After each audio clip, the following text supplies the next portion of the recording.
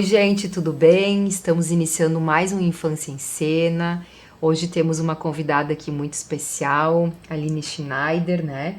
A Aline que é fisioterapeuta, acupunturista e também é mãe. E já veio no nosso programa participar falando sobre acupuntura. E hoje, na verdade, nós convidamos ela para contar um pouquinho como é que foi a experiência dela com homeschooling com um dos teus filhos, né, Aline? Então, hoje a nossa conversa vai ser sobre esse tema que é um tanto polêmico também, né? Mas que a gente achou bem interessante trazer para conhecimento de algumas pessoas, né? Com relação à possibilidade, né, de ter o seu filho estudando em casa. E a Aline, como vivenciou isso, essa experiência do homeschooling, com o filho dela mais velho, então ela vai contar um pouquinho dessa experiência, um pouco do que ela sabe com relação à legislação também, para nos auxiliar nesse sentido. Aline, seja bem-vinda. Obrigada pelo convite novamente.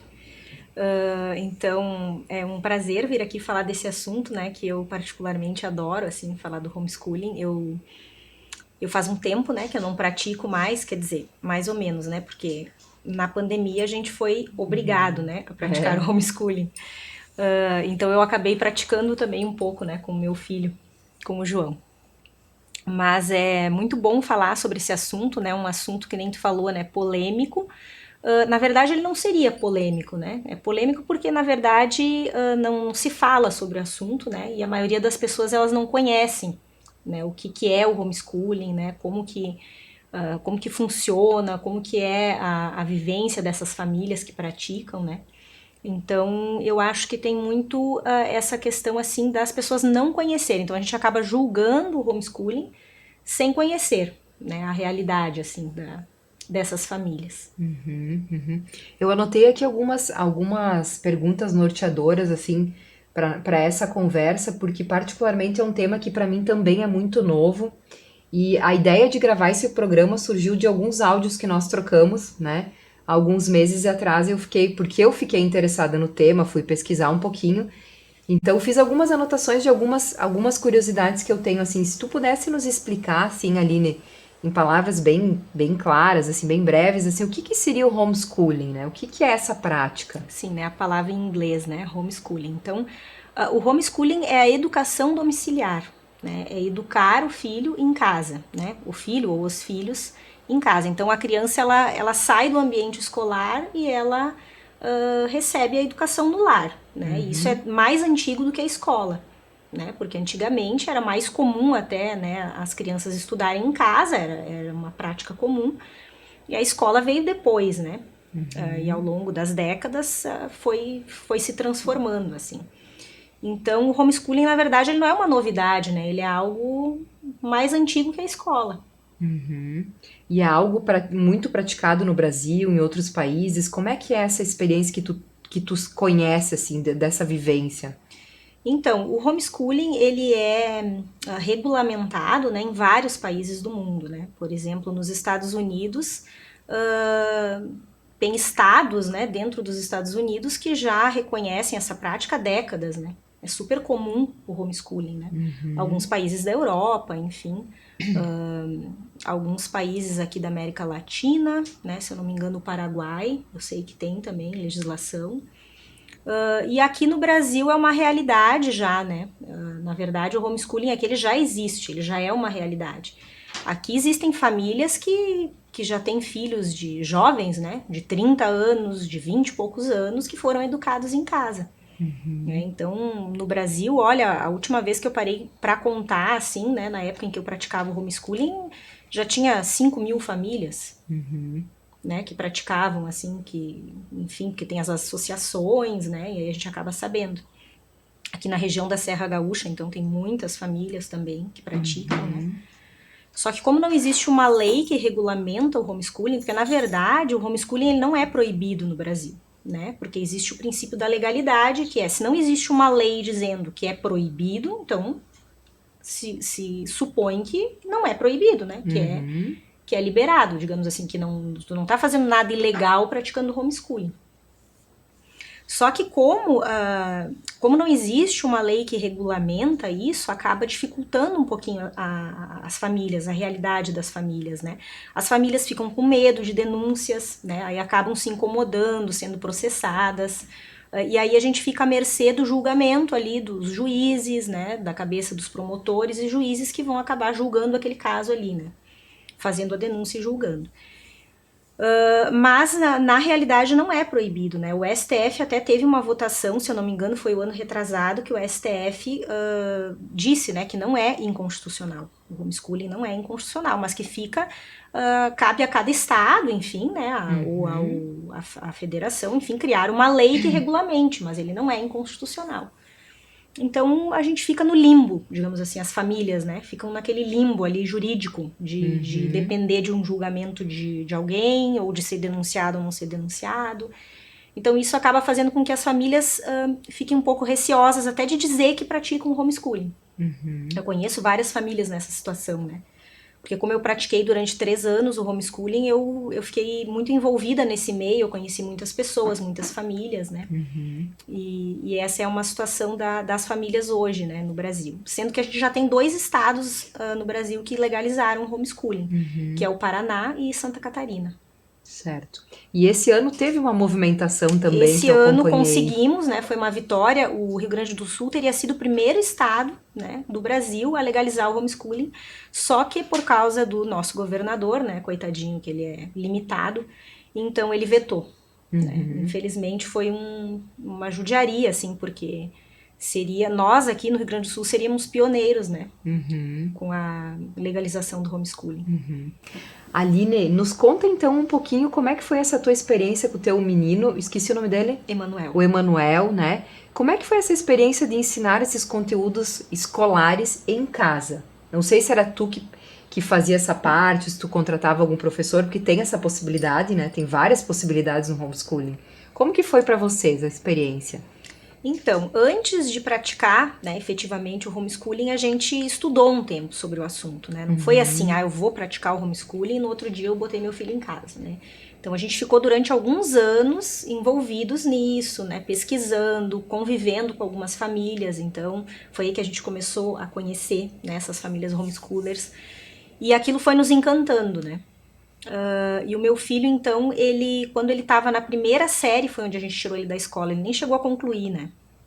Ele fez o pré, aí eu já fazia o homeschooling com ele, a gente acabou fazendo um curso, sim, de pré-alfabetização com o professor Carlos Nadalim, que é um curso, assim, para antes de alfabetizar, né? Para entender como é que funciona a cabecinha da criança, o que a gente tem que trabalhar de forma lúdica para ele começar a aprender, enfim, né?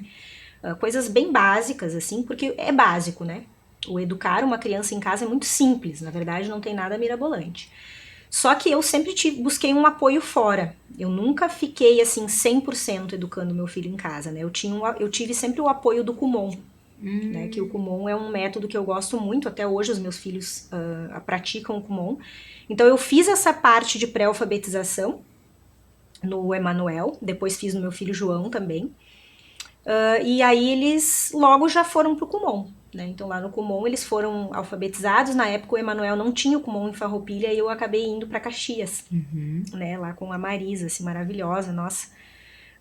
Então ela me deu todo esse suporte, né? Então eu trazia os trabalhinhos para fazer em casa, enfim, acompanhava.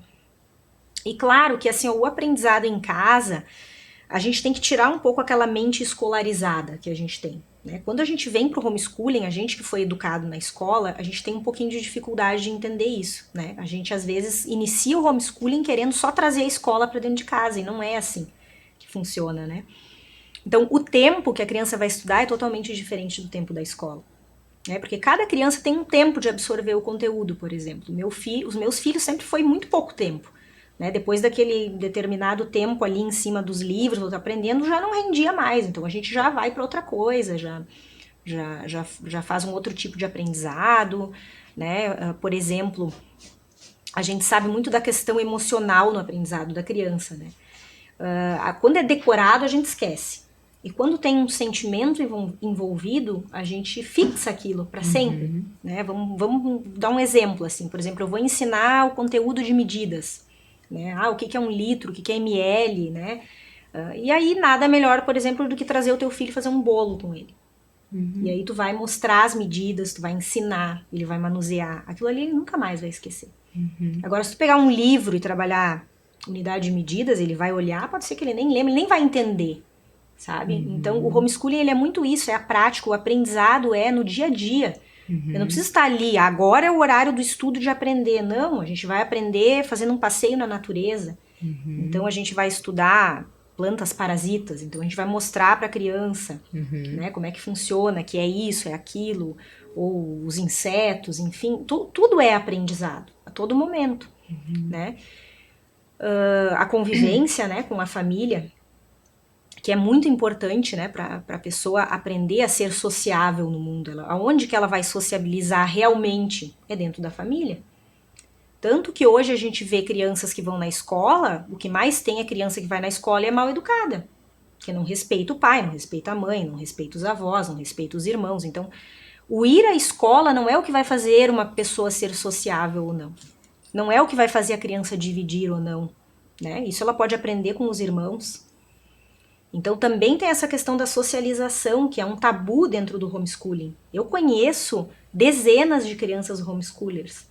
E elas são super sociáveis. Elas não têm problema nenhum em dividir, elas não têm problema nenhum na hora de brincar. Se eu puder até contribuir nessa questão da socialização, por ser até uma área que eu atuo muito enquanto psicopedagoga, eu vejo que o quanto é importante para uma criança ser assim sociável, no sentido de chegar num lugar, conversar com as pessoas, fazer amizade logo, tem muito mais a ver com a família do que com a escola. Tem muito mais a ver com a família, se a família leva, por exemplo, essa criança num restaurante e ela participa ativamente, ou uma criança que está sempre atrás, escondida.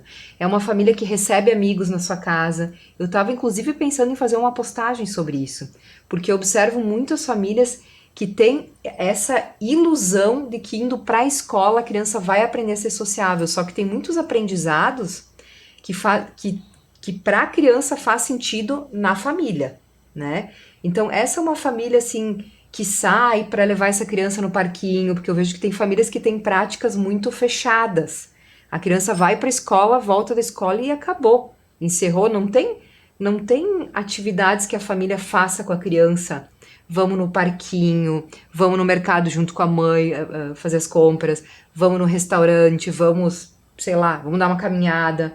Porque isso são práticas sociais, né? Claro. Ela não vai aprender as práticas sociais na escola, só naquele momento de interação com os amigos. Isso é muito pouco, né? E Laura, tu que é do meio, né, que é prof, sabe, né, a questão da escola tem muito, é uma socialização artificial que eu digo, porque assim, ó, a criança tá dentro de uma sala de aula com crianças da mesma idade, do mesmo tamanho, tudo muito parecido ali, né?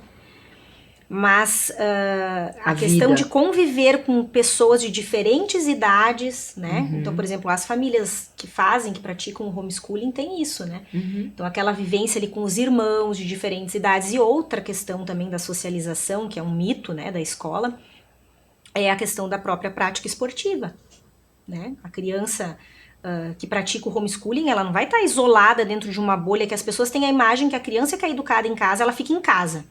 Né? Ela tá numa bolha e ela não convive com a sociedade. Só que são as crianças que mais convivem. Porque o tempo que elas estariam ali dentro da escola, elas estão convivendo, estão fazendo xadrez, elas estão no Kumon, elas estão no futebol, elas estão fazendo outras coisas, né? As famílias têm isso. Essa questão do homeschooling também, por exemplo, para famílias que têm muitos filhos, né? É muito comum nas famílias homeschoolers, famílias grandes, né, com 5, 6 filhos, né, eu conheço uma família que eles têm 9 filhos, então tem essa interação dos próprios irmãos ali, né, e isso acaba também facilitando a vida da família, porque tu imagina com 9 filhos, 5 filhos, tu ficar levando uma criança na escola, uma no inglês, uma... Só faz isso. A vida é uma loucura hoje em dia, né, com essas questões, então isso acaba facilitando também o estudo em casa, a vida dessas famílias numerosas. E quem é que administra isso, essa questão do currículo, do que é ensinado? Porque vamos pensar assim, ó, a criança então vai estudar em casa, né, com a família, com alguns profissionais que podem ser contratados para dar conta dessa questão do ensino dos conteúdos, mas há que se seguir uma legislação, como uma escola, né? Nós, por exemplo, estamos abrindo agora a Escola de Educação Infantil da Brinca Comigo, nós precisamos seguir a legislação da BNCC, que, na verdade, para quem estuda no homeschooling, da mesma forma, tem que seguir uma legislação, né? E quem é que orienta, faz esse acompanhamento? Como que funciona isso? Assim, como foi para ti? Bom, assim, ó, como eu fiz na época em que não existia, né, regulamentação, não existe ainda aqui no Rio Grande do Sim. Sul, né? Então as famílias, assim, ó, é muito variado, né? Que nem eu te falei, tem famílias que os próprios pais são educadores, são professores, né? E acabam ensinando a criança. Essa coisa do currículo, ela também é muito artificial. Na verdade, na escola, nenhuma criança absorve currículo, tá? Isso é uma abobrinha, porque não tem. A criança não consegue absorver. O que, que se faz com o currículo? Se enfia um currículo goela abaixo e vai se passando a matéria. Quem pega, pega. Quem não pega, meu filho, já era. Não tem. Eu sei porque eu tenho 2 filhos na escola e eu sei como é que funciona. Então, o que se faz é se enfia um currículo igual para todo mundo e a criança tem que se engessar naquele quadrado, né? No homeschooling não é assim. No homeschooling, primeiro, a criança ela vai realmente aprender, porque ela não tem que seguir um currículo. Ela não tem que apressar porque ela tem que seguir um currículo. Então ela vai aprender realmente a ler. Ela vai realmente aprender a escrever. E ela vai realmente explorar os conteúdos que vai acrescentar algo na vida dela. Porque hoje o que tem na escola é, segundo grau, a maioria dos jovens não querem nem saber de estudar, porque é um conteúdo desinteressante, né? As crianças não têm interesse. Que interesse que desperta aquela coisa quadrada, aquele currículo que vai se jogando na criança? Não interessa, eu sei, os meus filhos não interessam. Eles estudam ali na escola para passar na prova. Não tem um interesse. Aí tem um professor que outro que se destaca, fazendo algo que traz o interesse da criança, mas isso a gente sabe que não é o comum, né? Sim, não é o. Então, no homeschooling não se segue um currículo. Existem coisas que são naturais daquela idade que a criança vai aprender e que tu vai desenvolvendo. Então, para isso, tu pode ter o Kumon, tu pode ter um professor particular, né? Porque o que importa realmente ali no ensino fundamental, vamos colocar? Uma criança saber ler corretamente e interpretar o que ela lê. Se ela chegar no 8º ano com isso, ela já é uma vitoriosa. Porque eu fui professora de catequese até o ano passado e com alunos de crisma, alunos ali de 8º, 9º ano, o que eu mais tinha era aluno que não sabia escrever e não sabia interpretar o que lia. Tu pegava ali uma linguagem mais rebuscada da Bíblia, que é grego para eles, sem capacidade nenhuma de interpretar, de ler, né? Uma leitura péssima. Então, crianças que vão na escola. Né? Então, assim, ó, o nosso ensino, ele tá falido. Isso é fato, tu que é professora sabe lá. Eu até um queria... ensino falido, ele não desperta mais interesse nas crianças, é uma coisa engessada. Então, assim, ó, o homeschooling vem até para assim, ó, trazer uma outra alternativa para essas famílias que realmente querem educar os seus filhos de uma maneira diferente.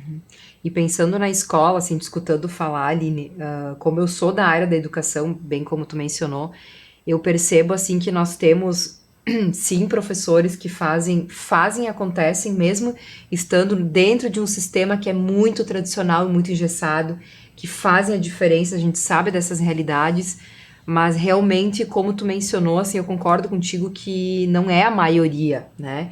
Então a gente ainda vê muito o ensino tradicional.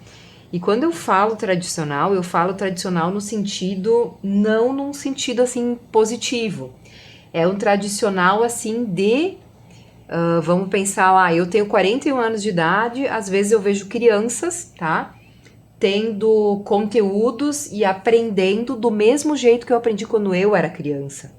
E isso eu chamo assim de algo que parou no tempo, né? Porque, na verdade, a sociedade está diferente, as crianças estão nascendo já com genes diferentes, assim, né? Elas vêm com um jeito diferente também, porque elas estão inseridas, inclusive, também numa sociedade que anda a passos mais ligeiros, assim, né? Com evolução na tecnologia, enfim. E eu tenho sentido que nós estamos com um lapso, assim, que a gente tá... agora com a pandemia, então foi algo, assim, que ficou gritante para todas as famílias, né? Nós estamos recebendo famílias na Brinca Comigo, né? Querendo conhecer a nossa proposta, e a gente tem escutado algumas falas, assim, preocupantes com relação às escolas, no sentido de pouco acolhimento, pouca escuta, ensino engessado, né? Muito disso que tu fala, concordo contigo, Aline. as crianças que têm dificuldades acabam ficando para trás, né? Aquelas que estão indo bem ou que aprendem até sozinhas, ok, elas vão acompanhando o conteúdo que está sendo ensinado. E aquelas que têm mais dificuldade acabam ficando para trás e vão ficando e vão Isso ficando. vai acabando com a autoestima da criança. Porque E elas se a vão gente... ficando para trás e aquilo vai criando algo nelas que não é positivo. E que às vezes em casa, num ensino mais específico, a criança vai se desenvolver de uma forma diferente. E só um detalhe que tu falou ali da pandemia, né, e tal. Bom, na pandemia nós que temos filhos em escola pública, né, que é meu caso, a gente sentiu na pele, né, porque nós fomos obrigados a fazer o homeschooling, né? O homeschooling foi enfiado goela abaixo. Então, assim, primeiro eu não podia praticar, né? Agora eu tenho que praticar porque o governo me manda praticar. Por isso que eu falei que o nosso governador é um pouquinho limitado. E assim, ó, as famílias sentiram na pele e viram que realmente o homeschooling não é para qualquer um. O fato do homeschooling ser legalizado não significa que todas as famílias vão fazer, não. É 1% e olhe lá. Assim, é pouquíssimas famílias que vão optar em fazer o homeschooling. Então não vai ser algo descontrolado. Ai, vai acabar a escola porque o homeschooling foi legalizado. Sim, isso eu também escutei uma preocupação. Né? Isso, por exemplo, nos Estados Unidos, lá, que é muito comum há décadas, é 1% da população que pratica. Pouquíssimas pessoas praticam.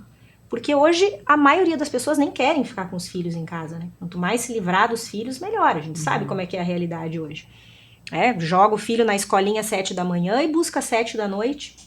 Porque, que nem tu falou, a vida é assim agora.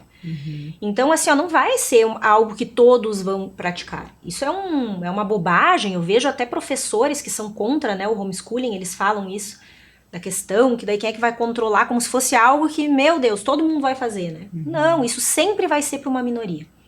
E um detalhe importante do homeschooling, se tu observar as famílias que praticam o homeschooling, são famílias muito bem estruturadas.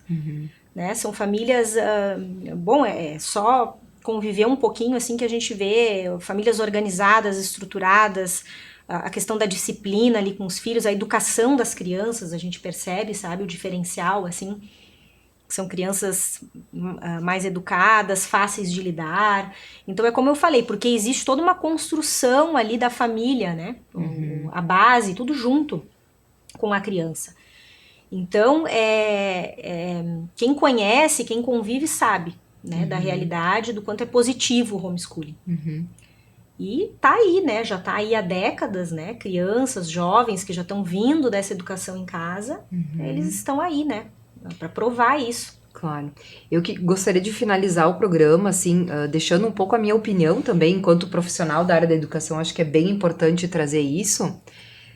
Eu vejo, assim, para mim muito claro isso, eu não vejo, assim, como uma preocupação, inclusive porque nós estamos agora, nesse momento, nos preparando para abrir uma escola de educação infantil e eu não sinto nessa possibilidade das famílias poderem educar seus filhos em casa, enfim, escolarizarem em casa, eu não sinto isso como uma concorrência. Exatamente por isso, porque na verdade para mim tá muito claro. Tem famílias que têm aderência a isso, tem famílias que têm a ver com isso, que querem isso, tem muitas outras que não, né? E eu acho que o que é importante trazer para reflexão nesse momento é que estamos em tempos assim de mudanças, né?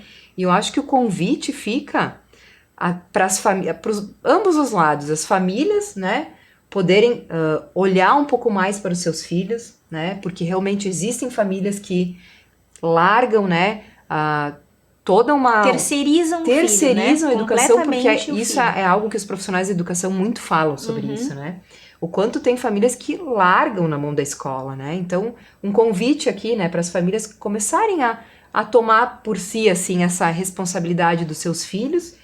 E da mesma forma as escolas, né? De trazer assim para as escolas nesse momento o convite para refletir o que nós precisamos mudar, porque os tempos mudaram, né?